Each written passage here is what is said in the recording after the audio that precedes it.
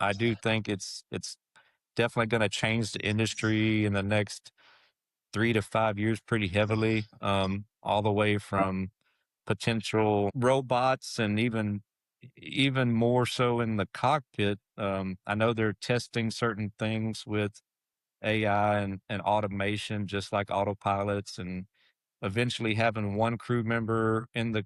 in the cockpit or the seat monitoring the airplane while automation takes over. And so it's kind of tricky because, for me, I'm more of a hands-on person, so I don't like to put myself or lives into a computer that could short out or have a malfunction, but there's a lot of redundancy going on with everything. So, as time goes on, I'm sure it'll be pretty safe, but it's still in the infancy stages of production and test and trial and trying to see what will stick and not stick from a benefit standpoint.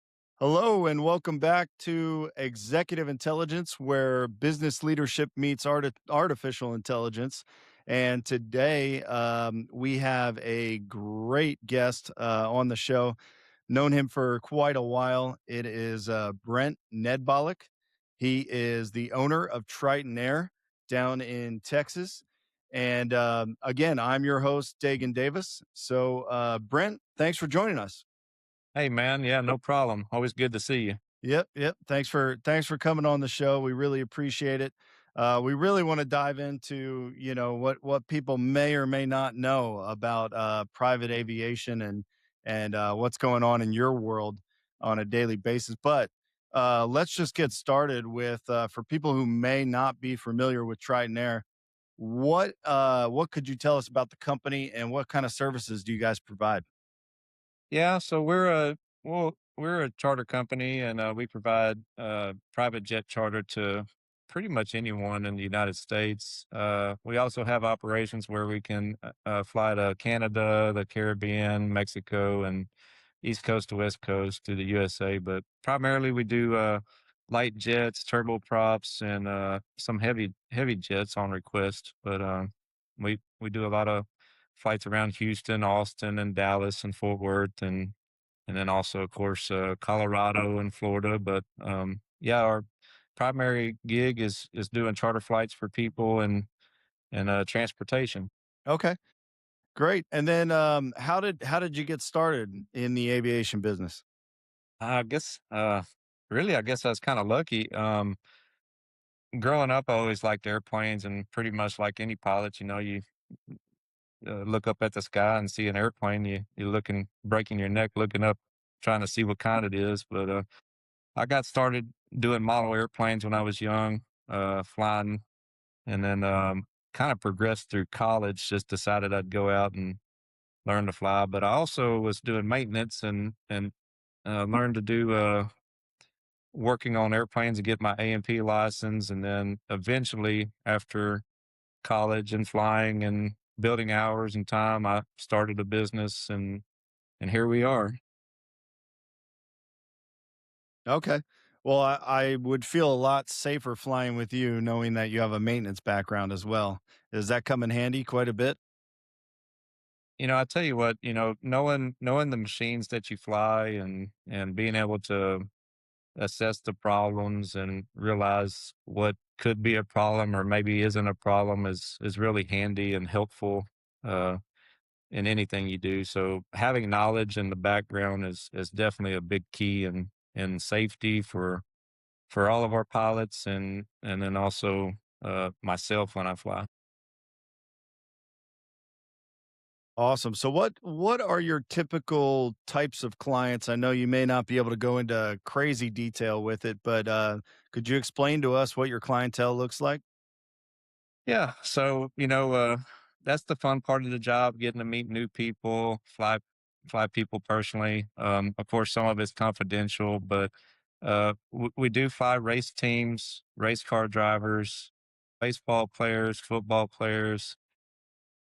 Occasionally, we fly the governor of Texas, and then we also fly prominent business companies and people that have their own companies and and even just people that want to fly private or share timeshare flights. Sometimes people will break up the cost of the flight and it'll be more economical for them. And so, yeah, we get to meet a lot of different people and serve the public. Okay. Great. So, how many, just in your, I would say on average, I know it can be different every flight, but just for people who would be maybe interested in flying and they have a flying private and they have a large group, what number of people, when you know when you get to how many number of people to split up the cost, what number becomes, decently economical or at least something that people can handle? Um, you know, private flying definitely isn't as cheap as it should be, but it's because you're paying for the whole operation, and so it's quite a bit different than going to the airlines, and we're not subsidized or anything like that. So it's a fine line between light jets and heavy jets, and depending upon what people can afford to do it, because it is more along the lines of a luxury flight, kind of like going on a private yacht and doing things. So I would say, between 7 and 9 people, typically you can break up the cost that would be fairly economical and somewhat reasonable as a first class ticket. Okay, yeah, that makes sense. I would say what's a misconception that people really believe about private aviation that really stands out to you? Um, I guess the biggest one would be is I can't afford it. But that's not totally true. I mean, if you have a group of people and you pre-plan ahead and you budget for it just like you would for any vacation, you can pre-plan it and typically get a round trip flight like from Houston to Las Vegas for maybe a couple $1,000s per person on splitting it up with your friends or family. Great. So, I know you mentioned a couple different pieces of your clientele. Do you do quite a bit with business aviation? So business aviation, we do quite a bit, and that I guess the question would we work with a lot of different businesses also in aviation and not in aviation, but you know, we try to have transparency with a lot of other businesses and work together to help each other. So uh in that aspect we strive to do that for everybody. When does it make sense for a business to start flying private, to start flying their executives or their employees private? Well, when time means everything to you, to have your employees at one location and then a second or third location, possibly in the same day, or have them back by the same night so that they can be productive their next day at work, that's when I would say it's very beneficial for any business that can afford to do it because you'll get more productivity and your people will be back home with their family and not away. And so that's where we really come in handy with a lot of our flights. Okay, great. So you could say that it really starts to justify when they want to cut down the time and they're willing to pay the extra cost for it. For sure, because that's really what we're all about is time savings. I mean, you can go sit at the airline and get there 2 or 3 hours before, and in some cases have delays and not even make it to your destination in the same day. Sometimes, you know, 2 days, and that's where we really come into play. Is we'll be able to go to that destination and back in the same amount of time that it took you to drive to the airport and go through security TSA and board the plane. You'll be done with your meeting and back home before you ever left the ground. Yeah, and that's great. I know I've had the opportunity to fly with you at one point, and then to fly. I've gotten lucky a few other times with some friends that I knew that had planes and things like that, where I was able to go through the experience. And so, for people who don't understand or haven't been through the experience, uh, let's just give them an idea of how much time you can actually save. When you show up to the private terminal at any airport, from the time you show up to the time you're leaving, how much time is actually spent? Well, on a private side, it takes basically about 5 minutes to drive up to the plane, walk to the plane, and we load your baggage and check your ID, and then we're doing our briefing and starting engines and taxiing out. So, I mean, realistically, in some cases, 5 minutes or less. I mean, we can be taxiing out and going. That's what's so nice Wow, about it. that's It's not having to sit in traffic so long and find parking spots. And I mean, we're we're maximizing the time and the day and making it very productive. And that's where we really help people. yeah, no crazy security, bag checks, anything. Like people are used to flying commercial. And then pretty much as long as the plane is there and you're there, you can get going pretty quickly. That's awesome. What industries do you see using private aviation the most when it comes to the business side? Um, you know, Private corporations for sure use business aviation a lot to save time and get people moved around. Um, there's so many different types. The world is so huge and so many different businesses. I mean, you'd be surprised sometimes. There's companies that you wouldn't think use aviation, and it helps them tremendously. And especially when they have multiple locations, it's a big help for them. Yeah, so there's a lot of different aspects in just to running an aviation business, I would imagine. A lot of different things going on, a lot of regulations, a lot of things that you have to be doing operationally. So I'm just wondering what it takes, if you could kind of just give us a glimpse of operationally what it takes to just be running everything on a day to day. Behind the scenes is pretty busy.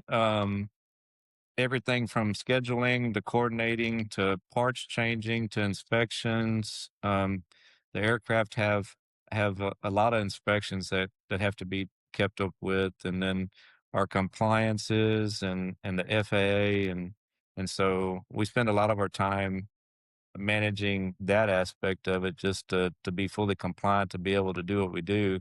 And then of course training, recurrent training and piloted in-dock training, and then all kind of random tests and then even random drug tests that everybody has to do. So everything's in full compliance. It's a lot that goes on in the background. And then when you have a mechanical or a plane that has an issue, getting parts, shipping, logistics, overnights, mechanics, um, it's not for everybody because it's a 24/7 deal. It's not like when you buy a truck from the dealership and you go home and park it in the garage and you don't really mess with it until the next oil change, and that could be, for some people it could be a year or so. And with the airplane, if you buy it new or if it's used, you've got inspections that come up every 30 days and some, 12 months and then 36 months and so forth. And then you got cycle times and calendar time. So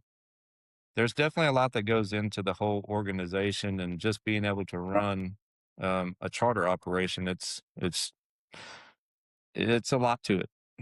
Yeah, and I would say that's pretty crazy when you think about it. That's a great comparison. Is a lot of us know how to take care of our cars, and we know that we think there's a lot of maintenance to vehicles sometimes, but there's a lot more to flying and a lot more to aircrafts. So with safety being such a big piece of running a company like this, what would you say to people that and maybe I'm asking the right question here for some of the viewers, but I'm interested in your answer. What would you say to some people who are just terrified of flying, and they didn't know about these safety measures that are taking place? Um, we meet people that are still nervous to fly.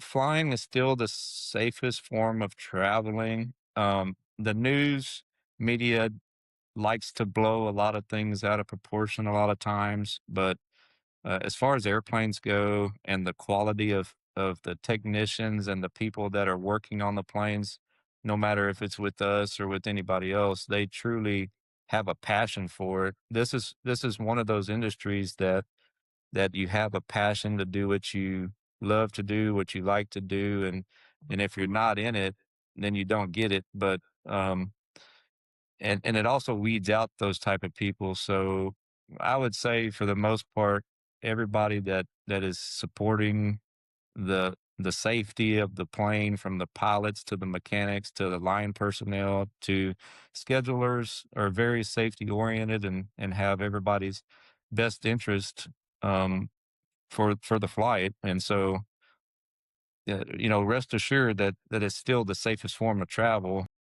Yeah, that's very true. I know, vehicles or you're just driving in your car, there's a much greater chance of getting in a crash and a fatal one if that. So, yeah, flying is quite safe, and that's great to hear from an actual person who is in the business, and they can reassure us on that. So, Brent, we're going to go ahead and we're going to cut to a quick commercial break, and then we will be right back. Sounds good. Hi, everybody. Dagen here. If you're seeing me talking to you right now, that means that this commercial ad spot is vacant and it's available for your company in your area. It will only show to your area. So please contact us today at dagenmedia.com if you're interested in becoming a sponsor. And we're back to our episode of Executive Intelligence. And the main theme of the show is to talk about AI and how it's being used in your industry. So Brent, we're gonna start asking some questions on AI here. Really, what I would like to know is, where is AI being utilized within the industry at the moment? You you know, AI is a big topic. There there's a lot going on with AI. Right now, I would say even with scheduling, with airlines, with pilots, with doing background checks, doing everything automation wise, there's a huge push for it now. It hasn't been fully implemented in a lot of aspects because there's still questions about it, but um, we're starting to see it a lot of in our brokerage world, where artificial intelligence is out there searching for certain things, and we pick up on it, or our schedulers and salespeople do, because they see the request, and you can automatically know it's a computer asking these questions, which is pretty wild. And so right now the AI world is gathering data and information, and so from our point of view, there's some cool things coming, but there's also some things you got to really watch out for, because you don't know what's real and what's not sometimes, and that's where it can be tricky.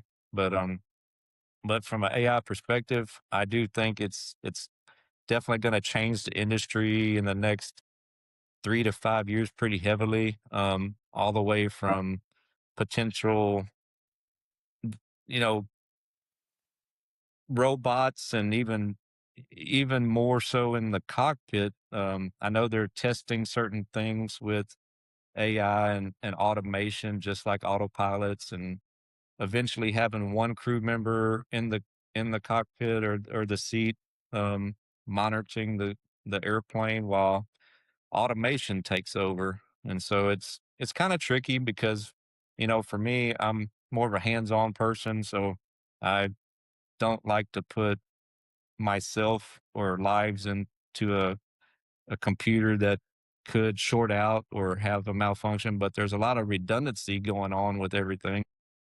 As time goes on, I'm sure it'll be pretty safe, but it's still infancy stages of production and test and trial and trying to see what will stick and not stick for from a benefit standpoint. Yeah, so really just to recap, you were speaking about AI where it's really being utilized in really with all industries right now on the admin side, on the office work side, a lot of the automating those types of things to be able to get those done faster and use those as a tool. Is that right? Yeah, that's correct. So, the hard part about it is eventually it may take away jobs that people have now, and so that's a concern of mine as an employer, but it also um it also makes you wonder, okay, well, what are those people going to do with and then how is it going to benefit the company and is it worth it? There's a lot of weighing in on that, and it's still to be determined. I can see where some AI help is good, but I can also see where having a real person involved in the industry with what we do is real heavily needed. I mean, we can't have an AI, artificial intelligence, yet go out and basically change oil on a jet engine right now.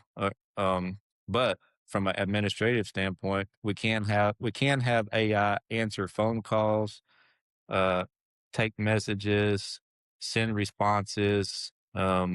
So it is helpful in that aspect with communication and maybe not missing certain phone calls. If somebody's on the phone, it can answer it. We kind of utilize it now with some of our phone services, but that part's pretty handy. Yeah, definitely. And I mean, at the end of the day, no one wants to be losing jobs in the masses or anything like that. And that's really the talk of AI at the moment.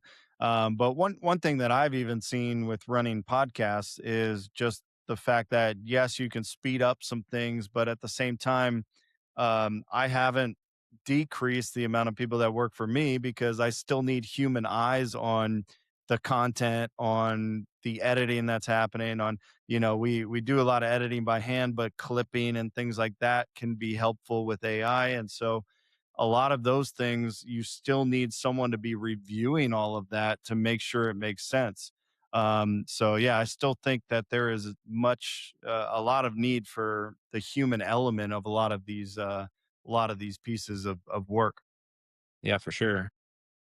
I mean, eventually it's going to take some jobs. There's no question about that. But it's just uh, the future's coming and the future's here with automation. Oh yeah, definitely. And so I know you touched lightly on the aircraft maintenance side, and you come with that background.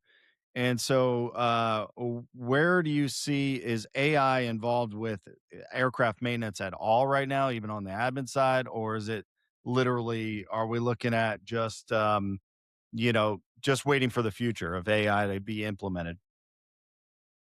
I mean, on the maintenance side, we're pretty strict to have to go to our manuals and make sure and research that. But from the AI side, you can pretty much ask any question. Like if you have a situation where an airplane has a certain problem, you can you could pretty much Google it in AI or Gronk or whatever service you're using can spit out some information to help you, but sometimes it's not always exact. And so that's where you have to learn to understand that AI is a learning tool and it's gathering information, but it's not completely 100%. And we technically can't use it for sign offs or anything. So we still have to go to the manual to do that. But it's beneficial in quick research or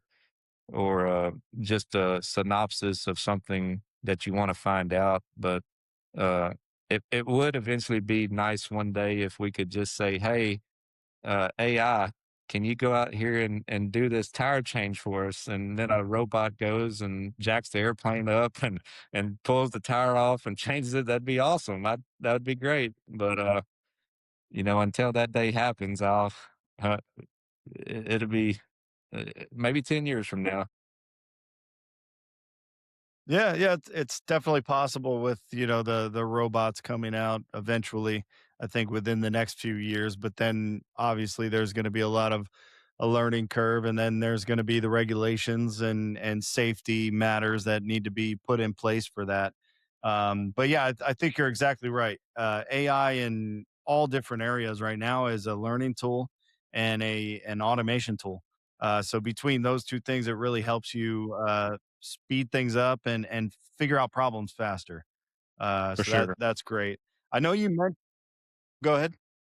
No, no, you're right. It speeds things up. It's a cool tool to use. I don't know what you use right now, but I use Gronk a little bit, and it's pretty neat. Yeah, I use, between Gemini and ChatGPT at the moment, in our business and even personally. And so, I've liked both of them. Each one has their strength, and so you just gotta kinda learn what each one is gonna be best at, and then you kinda go into that. I know ChatGPT is really good at writing stuff and copywriting and things like that. And then on the image side, Gemini seems to be a little better. But then there's still always these things that AI can hallucinate and make up. And, like if I throw your logo into AI and I say, hey, put this logo in the thumbnail of the video, it's going to just create its own logo for you. I It's got you. not going to copy the same thing. So it does, there's still that human element. There's still the manual things that you have to do for all of the steps of everything that we do. But yeah, that's what we're using these days. Okay. So I know you mentioned that you mentioned the one pilot just kind of looking over everything in the future, where AI becomes a little bit more aggressive with automating the autopilot and being able to manage that. And but having that pilot there, um, do you see a future at all? I know there's drones out there and everything. I mean, these drones aren't carrying people or anything like that, but do you see aircrafts carrying people with no pilot in the future? Oh yeah, for sure. There's a lot of that going on right now. So, you know, the personal transportation side of things without having a pilot's license and so forth, such as a big drone that carries 4 to 6 people, it's here. It's not fully implemented. There's still some procedures and regulations in place, but you and I could go buy one day and just basically press a button and tell it where you want to go like you would on your phone, and it would handle everything from takeoff to landing. It's like the Jetsons. You're probably a little more educated on this than anyone else, and so I want to ask you: do you think that that is seriously the way that private aviation is going, and it's going to turn into more personal aviation? So I don't I don't think it'll take away from private aviation initially. I think a lot of it's going to happen in the inner cities, in bigger cities, and you'll have what's more of a air taxi situation. Um, but then you'll still have Okay. your normal flights that are going to be your longer flights that the battery, the voltage, the system won't be able to go more than say maybe 2 or 300 miles before it has to sit and recharge or so. So you'll see a lot of that stuff be more inner city or within 50 to 100 miles of its location. And but that's definitely coming. It's here.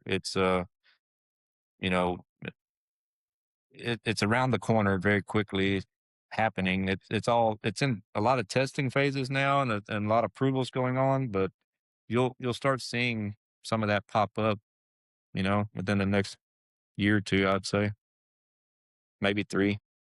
Yeah, I know that can be exciting for people that are just sitting in traffic, on their commute to work, on their way back home, for sports games, and anything that just causes a lot of traffic. It would be really, really great to have that. And how far off are we? Like, how many years off are we from actually seeing something like that in operation? I mean, realistically, 3 to 5 years. I mean, it's they're already doing it now, it's just, not m massively produced, and so you'll start seeing it. It's here. It's just like, the drones, they slowly came out, and now pretty much your ag guys that were spraying with planes are now spraying with drones. That's true. Yeah, we see a lot of that out here. I'm in Arkansas, and there's just fields all around our town, and you see that all the time. You still see the guys in the planes quite a bit. The older guys that want to just spray their own fields, and they're pilots at heart, and they want to keep doing it. But you do see a lot of those. They're open tractor trailer trucks, and they have all the drones on them, and they're just spraying the fields. It's kind of crazy to see. Oh, yeah. It's pretty neat too. I mean, it does save lives. You know, I've known a lot of guys that are great pilots, but, being a crop duster is one of those professions that it's sometimes a matter of time, but it's, also a safety thing that in that aspect, the drones can help spray and you don't have, people's lives at stake all the time, and so but, And even in the what are the mili main even in cause? the Because the in the military, I mean, there's tons of drones that are used in the military which save lives, so that pilots aren't at Of risk, and course. so, that's basically where we're headed with the transportation aspect of the personal, uh, airplanes or travel. Yeah, and I've seen a lot of these crop dusters, and I've seen how it can be dangerous. Is it just the stress that they're putting on the aircrafts because they're diving down and then pulling straight up? Is it the stress and the maintenance, or what is the main cause Uh, of deaths in that industry? I mean, normally it's obstacles, so, you know, sometimes Yeah, just flying you get low. to yeah, you get to learn the fields and what to look out for, but then sometimes you're changing fields and you may miss something or you may have a bird strike that puts you in the ground I mean, a buzzard hitting the plane is pretty significant. Sometimes it can take the engine out or take a tail out or even part of the wing, and so it's mostly obstacles. I would Jeez. say, it's just a lot to look out for down low. Yeah, yeah, definitely. And when you're going at that speed as well, that's got to be crazy.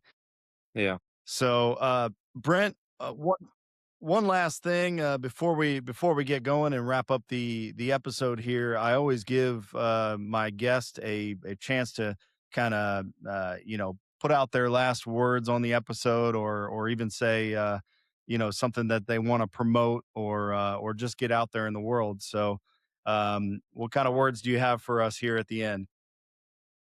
Oh man, I would just say if you are a big aviation guy or girl, just shoot for the stars and do what you want to do. Uh, you know, One thing I would say is we're having a big fly-in on June 27th, and it's here at Brenham Airport. Anybody can come. If you haven't got to be around airplanes and you're interested and want to see some new planes and some old planes, we have static displays of warbirds and then also a car show. And so, um, if it's something that interests you, you should come out, check it out, and get to learn a little bit more about aviation and maybe even follow your dreams and become a technician or a pilot or air traffic controller or anything in aviation. But, you know, uh, I would say it's a very rewarding industry. It's very tasking. There's a lot of learning and reading all the time, but it's a lot of fun too. So, and then we get to do things like this occasionally. So it's a lot of fun getting to talk with you. Yeah, definitely. And thanks for joining us, Brent. I really appreciate it. I know, like I said, we've known each other for quite a few years, and it's always been fun to talk to you because I'm definitely interested in aviation, and we've had quite a few good chats over the years. But again, thanks for joining us, and that'll be it for our episode here at Executive Intelligence, and we'll see you guys next time. Take care, man. Hi, everybody. Dagen here. If you're seeing me talking to you right now, that means that this commercial ad spot is vacant and it's available for your company in your area. It will only show to your area. So please contact us today at dagenmedia.com if you're interested in becoming a sponsor.